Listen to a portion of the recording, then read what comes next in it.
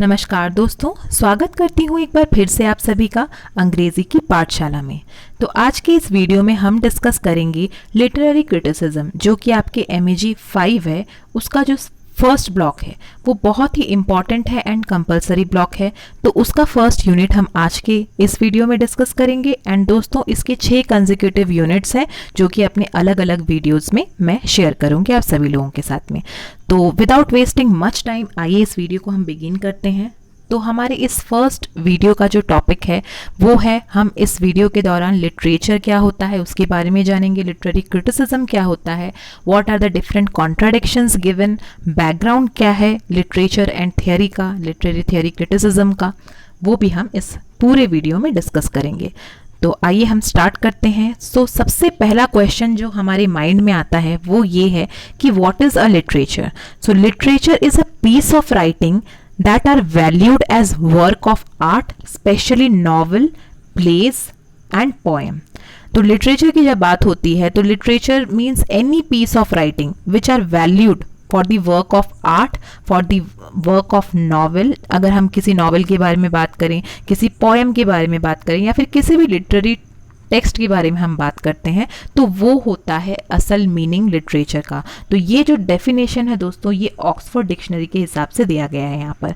अब यहाँ अगर देखा जाए, अगर हम सिंपल मीनिंग में इस चीज़ को समझने की कोशिश करें, that what is a literature, then writings that convey ideas of permanent और universal interest and represent excellence of form और expression is known as literature. इस चीज़ को हम लिटरेचर बोलते हैं। यानी कोई भी तथ्य हो, कोई भी आपका राइटिंग टेक्स्ट हो जो कि कन्वे करता है excellence of form and expression and which is related to the permanent ideas और ideas of universal interest. Now to sum up, we can say that a body of significant written work are known as literature।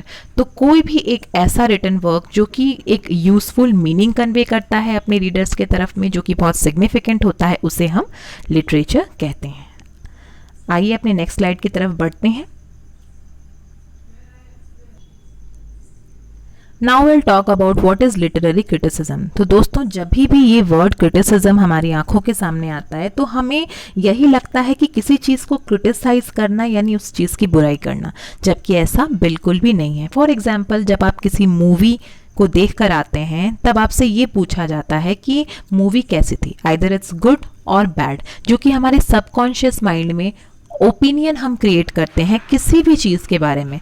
Weather you can criticise a work after you can give your values, your opinions, your thoughts regarding any piece of writing. आप किसी piece of writing के बारे में आप अपना judgement दे सकते हैं, या फिर आप किसी मूवी के रिव्यूज़ के बारे में बता सकते हैं। तो किसी भी इवेंट के बारे में जब आप अपने व्यूज़ देते हैं, अपना ओपिनियन देते हैं, तो उसे हम कहते हैं क्रिटिसिज्म। दोस्तों, वो अच्छा भी हो सकता है एंड वो बुरा भी हो सकता है, जिसे हम कहते हैं हिंदी में आलोचना करना। Okay, so criticism is the word which arises subconsciously in people's mind, जैसा कि मैंने आप लोगों से कहा, to provide a negative comment on anything। ये एक्चुअली ये मान्यता है दोस्तों, ये माना जाता है कि criticism is the word that arises subconsciously in the mind of the people to provide a negative comment on anything। Negativeness ही हमारे माइंड में आता है। ये जो वर्ड नेगेटिव है दोस्तों, यही हमारे माइंड में आता है सबसे पहले जब हम इस वर्ड की तरफ देखते हैं या इस वर्ड को सुनते हैं, जो कि है क्रिटिसिज्म। लेकिन इसका बिल्कुल ही विपरीत मीनिंग है, यानी the meaning is totally different. Basically it deals with the act of forming an opinion और giving judgement regarding the pros and cons of any piece of written work, either or any other form of art.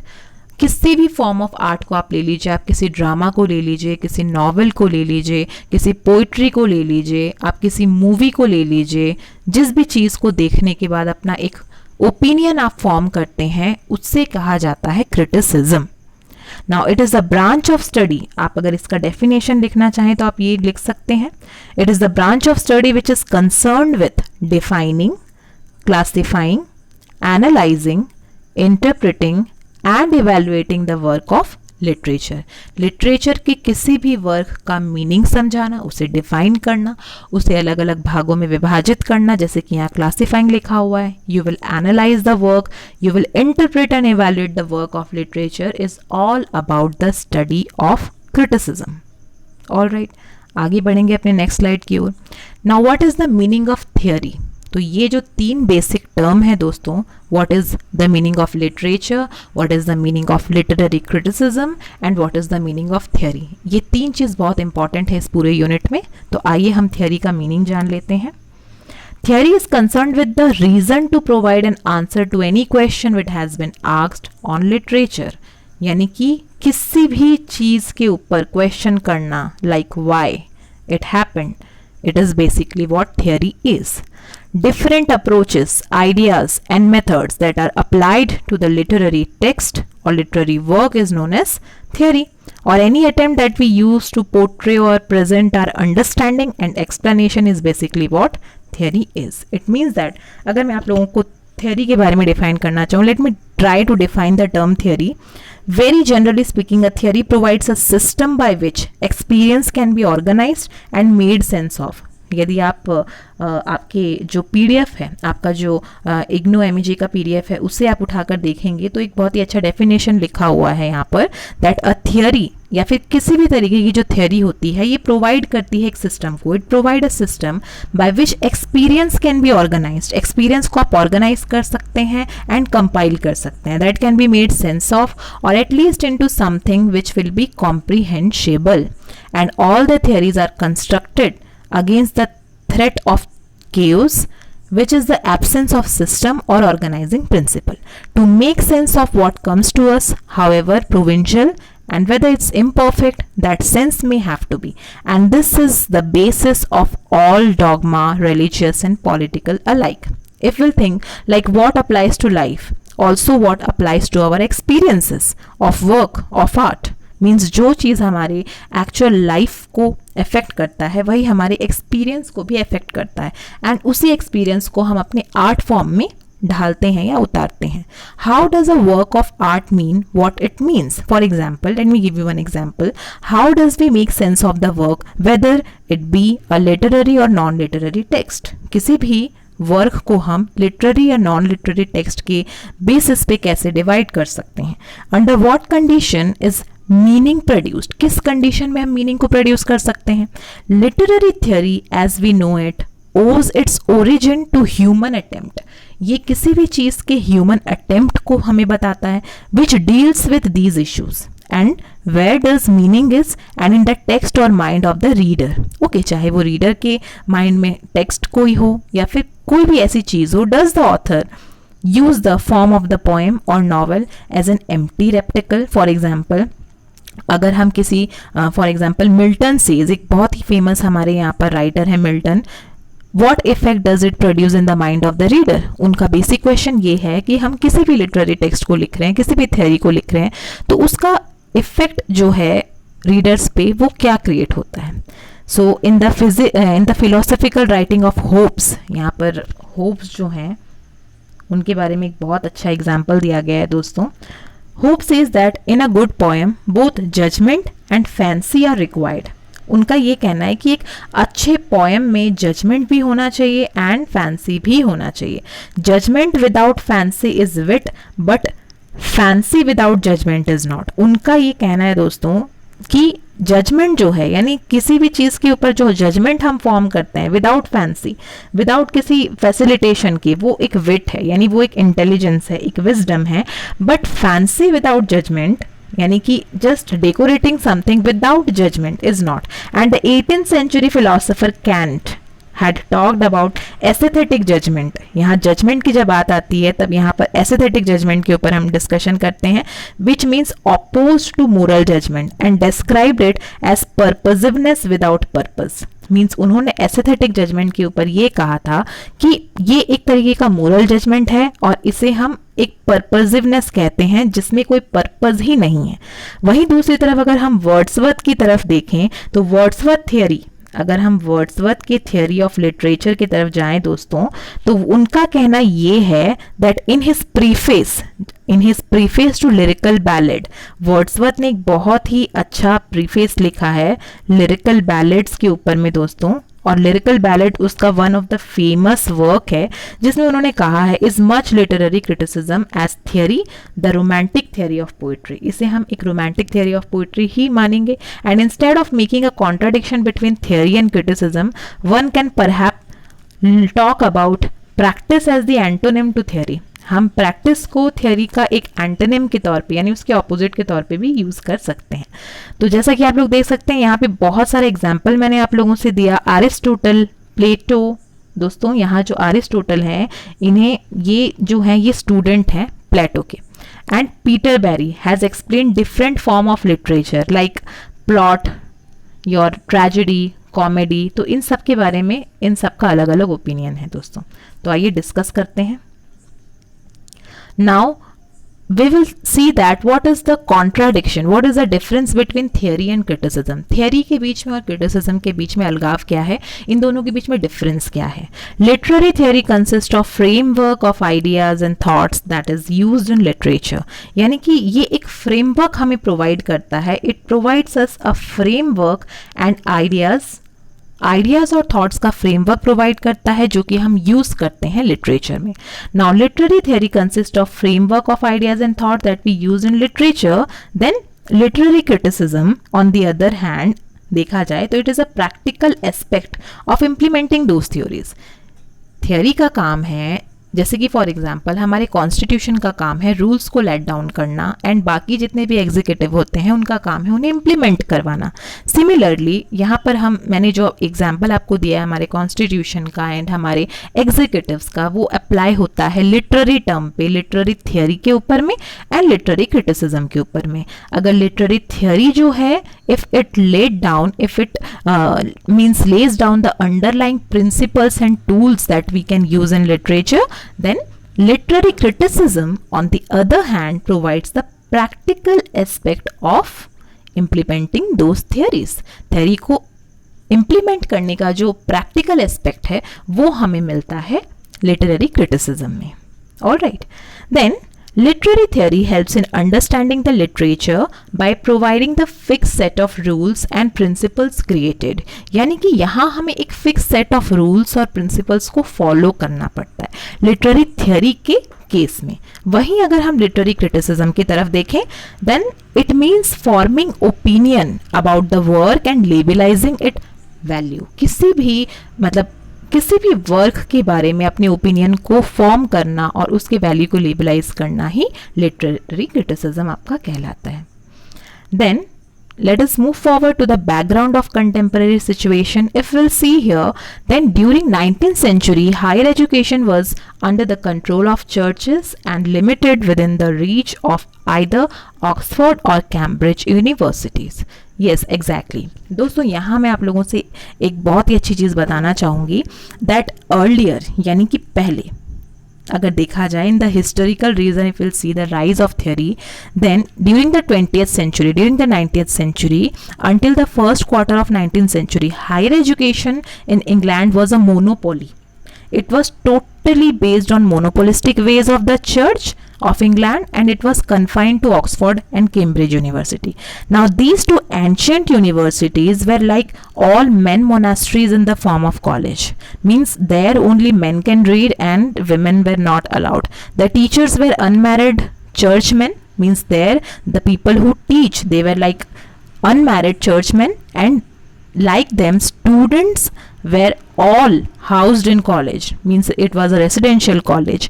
ancient Greek, यहाँ आप देख सकते हैं इस तरीके के college में दोस्तों mathematics, divinity, ancient Greek and literature were some of the main subjects to study। ये कुछ मेन सब्जेक्ट हुआ करते थे बच्चों को पढ़ाने के लिए। Now English was offered by the university as a language for the very first time in the year 1828। English को एज अ लैंग्वेज सब्जेक्ट मान्यता मिली 1828 में। And the fourth characteristics if we'll talk about, then English has the virtuous values of literature was firstly observed and declared by Professor F.D. Maurice। तो दोस्तों ये जो means professor हैं F.D. Maurice, इन्होंने पहली बार English language को जो है वो मान्यता दी थी। तो दोस्तों यहाँ अगर देखा जाए from 1828 English was offered as a subject for study for the first English professor who was appointed in 1829. However, it was English language rather than literature which received in the main thrust, and the inclusion of literature come about in 1840 when F.D. Morris was appointed as a professor at King's College. And he said, what he said, दोस्तों यहाँ हम थोड़ा देख लेते हैं. He said what Arnold was to take up promagitably, and the study of English literature, he said, would serve to emancipate us from the notions and habits which are peculiar to our own age. He also stressed on fixed and enduring values that literature has highlighted. तो literature ने जो fixed और बहुत ही ज़्यादा अहम यानी significant enduring values हमें provide किया है, उसके बारे में डॉक्टर F.D. Morris ने बात की है. Now this can be taken as the central tenet of liberal humanism with an appeal to high moralism, supposedly beneficent to human liberalism, and these are contributing towards humankind. The apparent absence of political motive or ideology cannot stand a moment's scrutiny, and because what Morris has said and what Matthew Arnold made a lifelong crusade were indicative of the threat that the rising work class had, means they focused during the traditional ruling classes. English was to be a substitute for the religion now that faith had given a way to doubt and religion had all but lost and credibility. If we'll see दोस्तों, अगर हम यहाँ पर देखा जाए तो religion को उस वक्त उतनी ज़्यादा मान्यता नहीं दी जाती थी, एंड हमारे कुछ क्रिटिक्स ने आकर के इंग्लिश लैंग्वेज को मान्यता देना यहाँ शुरू किया. अब अगर देखें थ्योरी के बारे में हम बात करें, then the theory that ruled the world of literary criticism, इसने जो है आपके literary criticism के world पे rule किया है. It has ruled the world of literary criticism. Now some famous artists like Peter Barry जो हैं वो एक बहुत ही famous artist हैं, उन्होंने discuss किया है theory के बारे में. And what he said, आइए जानते हैं. The literary value is transcendental. उन्होंने अपने beginning theory नाम का एक book उन्होंने लिखा है. Let me write here, beginning theory नाम का उन्होंने एक किताब लिखी है, in which he says that the literary is a transcendental value and that is good literature is of timeless significance. Such writing is not for an age but for all time. यानी literature किसी age को relate नहीं करता, but ये evergreen रहता है. Now Ben Jonson has said of Shakespeare, most recently in the 20th century, Ezra Pound has defined literature as news which stays news. Literature जो है वो एक न्यूज़ है, एक हेडलाइन है जो कि हमेशा रहने वाला है. That a literary text contains it own meaning with in itself and it does not require any elaborate process of placing it with in a context whether this letter be. यहाँ पर तीन दोस्तों मैं आप लोगों से एग्जांपल देना चाहूँगी. यहाँ तीन चीज़ों को कंसिडर किया गया है. सबसे पहली चीज़ जो है दोस्तों वो है सोशियो पॉलिटिकल एस्पेक्ट. दूसरी चीज जो है वो है ऑटोबायोग्राफिकल, एंड तीसरी चीज जो है वो है लिटरेरी हिस्टोरिकल लिटरेचर को भी यहाँ पर बहुत ही ज्यादा ध्यान में रखा गया है. As critic the liberal humanist adhere to the approach which insist upon the primacy and self sufficiency of the word on the page. Okay, तो यहाँ पर Samuel Johnson was the first to offer commentary on single author. तो ये जो है Samuel Johnson, ये वो पहले व्यक्ति थे, पहले इंसान थे जिन्होंने कमेंट्री किया था सिंगल ऑथर्स के ऊपर. He has given an number of comments and he has criticised the work of many author. Aristotle in his book poetics, तो अरिस्टोटल की एक बहुत ही फेमस बुक है पोएटिक्स, जिन्होंने, मैं आप लोगों से बता दूं, प्लेटो जो थे वो सॉक्रेट्स को फॉलो करते थे दोस्तों. उनके जो मास्टर थे, एक तरीके से उनके आइडल जो थे वो सॉक्रेट्स थे, लेकिन प्लेटो को फॉलो करने वाले यानी प्लेटो के जो स्टूडेंट थे वो थे हमारे अरिस्टोटल.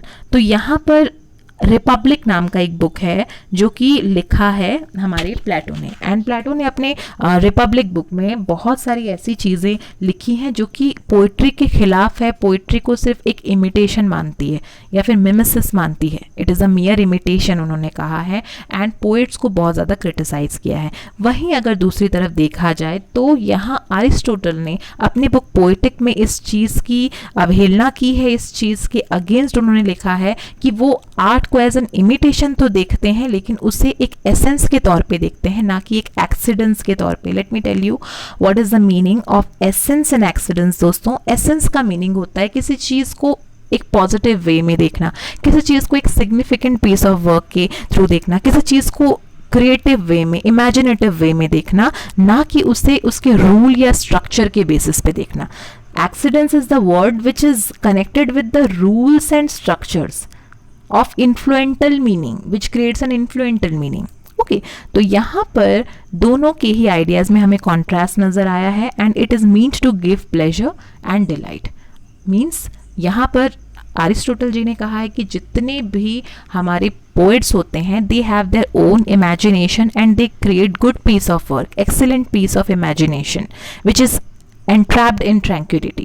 But वहीं दूसरी तरफ देखा जाए तो अपने means the latter has formed an opinion which was madly in the favor of his book Republic, जिसमें उन्होंने न्यूसेंस एंड पोइट के जितने वैल्यूज हैं उन सब पे आलोचना की है, उन सब पे क्वेश्चन उठाया है प्लेटो ने। तो दोस्तों, this was all about theory. तो आई होप ये वीडियो आप सभी लोगों के लिए काफ़ी हेल्पफुल होगी, एंड आप लोगों को अभी तक समझ आ गया होगा कि लिटरेचर का मीनिंग क्या है, what is the meaning of literary criticism, what are the contradictions, means what is the difference between literary criticism and literary theory, what is the background. हमने एक हिस्टोरिकल बैकग्राउंड भी डिस्कस किया है इस video में, and at last I have covered what is theory and how did it came, what is theory before theory. So thank you so much for watching. आज मैंने इसका पार्ट 1 बनाया है। Don't worry, western critical thought जो है, western critical thought इसका second unit है, जिस पे मैं कल वीडियो बनाऊंगी, एंड आई होप कि ये आप सभी लोगों के लिए हेल्पफुल होगा। अगर आप लोगों को ये वीडियो थोड़ी सी भी पसंद आई हो तो don't forget to like, share and subscribe my channel, and जितना हो सके इस वीडियो को शेयर कीजिए विथ होम यू केयर। तब तक के लिए आप सभी लोगों के लिए all the very best for your exams, क्योंकि मुझे पता है कि अभी 27 को आपका लिटरेरी क्रिटिसिज्म का पेपर है। सो आशा करती हूँ आपका एग्ज़ाम इस वीडियो को देखने के बाद अच्छा जाएगा। धन्यवाद दोस्तों।